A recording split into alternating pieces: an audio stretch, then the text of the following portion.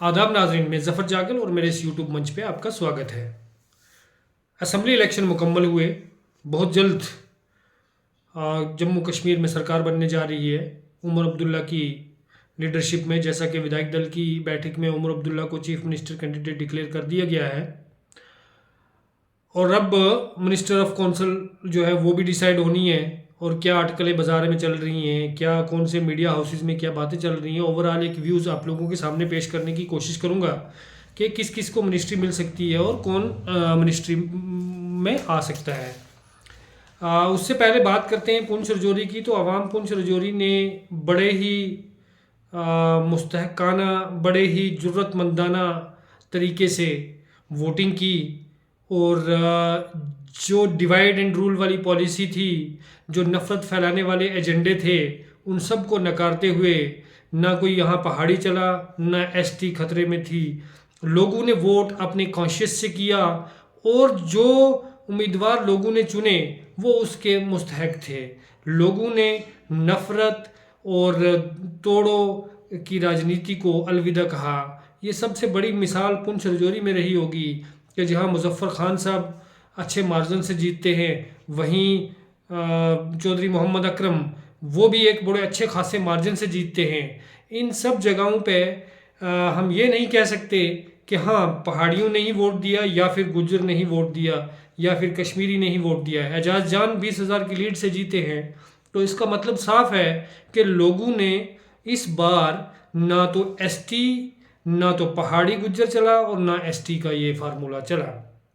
जैसा कि इलेक्शन के दौरान और इलेक्शन के बाद भी बड़े सारे ड्रामे सामने आए कि जी एसटी को ये हो गया, गुज्जर फलाना, ये है वो है। सारे सारे कंट्रोवर्सी को लोगों ने बड़ी ईमानदारी से, बड़ी चालाकी से और बड़ी जुर्रतमंदाना तरीके से नकारा और यहाँ यकसानियत को, यहाँ इंसाफ को, यहाँ मज़लूम के साथ खड़े रहे लोग और जालिम का साथ देने से इनकार किया।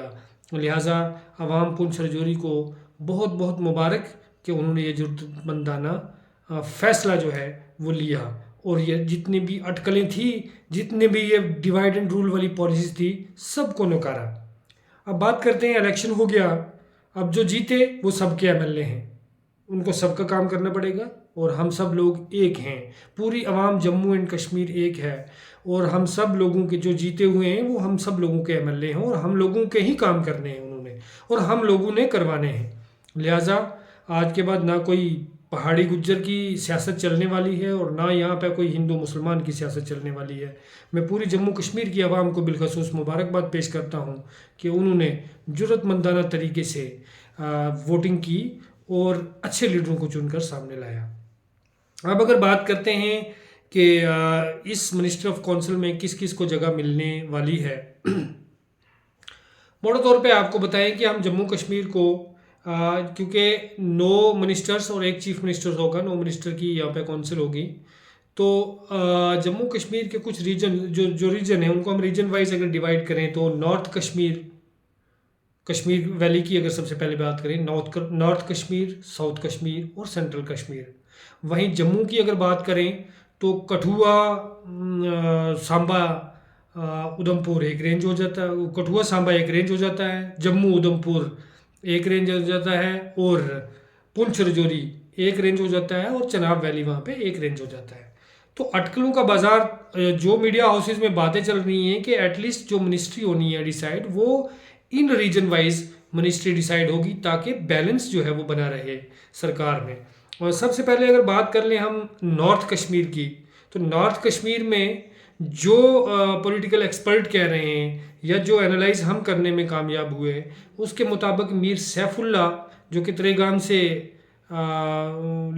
त्रेगाम से जीत कर आए हैं, उनका मंत्रिमंडल में शामिल होना तकरीबन तय लगता है। और वहीं एक जो साउथ कश्मीर है, साउथ कश्मीर की रिप्रेजेंटेशन कांग्रेस के हाथों में जा सकती है। जी ए मीर बड़े सबसे ज़्यादा मार्जिन से वो जम्मू कश्मीर में जीते हैं, तो मुझे लगता है प्रेफरेंस जो कांग्रेस के कोटे का मंत्रिमंडल होगा वो जी ए मीर के खाते में जाती हुई दिख रही है। और वहीं अगर बात करें सेंट्रल कश्मीर की, तो सेंट्रल कश्मीर में अब्दुल रहीम राथर साहब, जो कि एक नेशनल कॉन्फ्रेंस के कद्दावर नेता हैं और जो है 7वीं बार वो एमएलए बने हैं।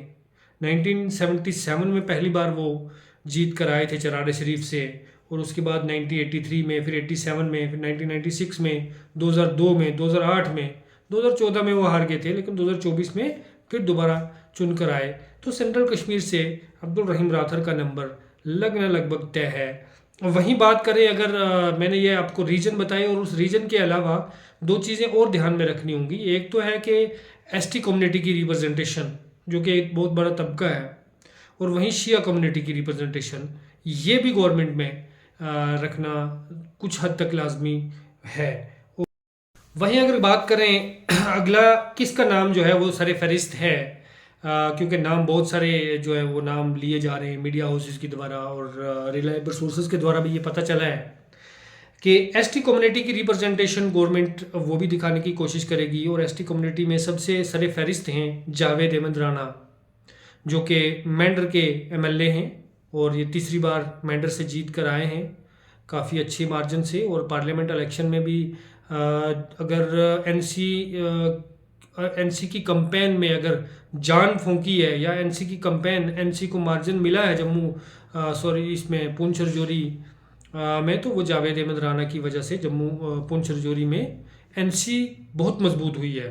और पिछले अरसे पार्लियामेंट इलेक्शन में आप लोगों ने देखा होगा। लिहाजा जावेद अहमद राणा का नाम भी सरे फहरिस्त है मिनिस्टर ऑफ काउंसिल में शामिल होने के लिए।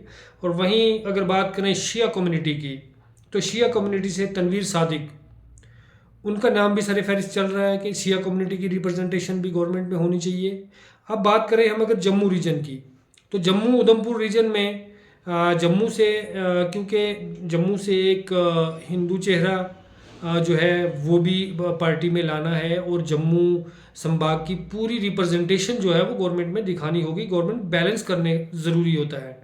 तो जम्मू उधमपुर रेंज की अगर बात करें, जम्मू उधमपुर सेगमेंट में अगर किसी की रिप्रेजेंटेशन दिखानी है तो सतीश शर्मा का नाम सरे फहरिस्त चल रहा है। वहीं बात करते हैं अगर कठुआ सांबा डिवीज़न की, या उस एरिए की, कठुआ सांबा की अगर बात करें, तो डॉक्टर रमेश्वर सिंह, जो कि इंडिपेंडेंट कैंडिडेट जीत के आए थे, वो एनसी में शामिल हुए हैं, और उनके चांसेस ज़रूर लग रहे हैं मिनिस्टर ऑफ काउंसिल में आने के लिए। वहीं अगर रजौरी पुंछ की बात करें, तो सुरिंदर चौधरी, जिन्होंने के रविंदर रैना को हराया है, पार्टी प्रेसिडेंट बीजेपी के जो प्रेसिडेंट थे उनको हराया है, और प्रबल दावेदार मिनिस्ट्री के वो भी लग रहे हैं। और रजौरी पुंछ की रिप्रेजेंटेशन जो है वो सुरिंदर चौधरी के द्वारा पार्टी में ज़रूर होगी। और वहीं अगर बात करें चनाब वैली की, तो चनाब वैली को भी एक मिनिस्ट्री देना ज़रूर बनती है। और चनाब वैली में भी जो ज़्यादातर चांसेस लग रहे हैं सज्जाद शाहीन के, जो कि नेशनल कॉन्फ्रेंस के एमएलए रामबन हैं, एमएलए बनिहाल से जीत के आए हैं, और उनके यहाँ पे काफ़ी अच्छे चांसेस लग रहे हैं कि वो मिनिस्टर बन सकें। तो जो ये 9 मिनिस्टर्स हैं हमारे रिसर्च के मुताबिक, या अब तक जो मीडिया हाउसेस में चल रहा है, या रिलायबल सोर्सेज की तरफ से जो जानकारी मिली है, तो सबसे पहला मीर सैफुल्ला, और कांग्रेस की एक जीए मीर साहब को ये मिनिस्ट्री मिल सकती है। वहीं अब्दुल रहीम राथर, जावेद अहमद राणा, तनवीर सादिक, सतीश शर्मा, डॉक्टर रमेश्वर सिंह, और सुरिंदर चौधरी, और सज्जाद शाहीन, ये बड़े नाम मिनिस्ट्री में शामिल ज़रूर हो सकते हैं। अब ये सब चीज़ें 2 दिन में रहस्य ये सारा खुल जाएगा, लेकिन ये हमारा एक अनुमान है कि ये लोग मंत्रिमंडल में ज़रूर शामिल हो सकते हैं। बाकी ताज़ा जानकारी के लिए हमारे साथ जुड़े रहें, और हमारे इस वीडियो को ज़्यादा से ज़्यादा शेयर करें। शुक्रिया।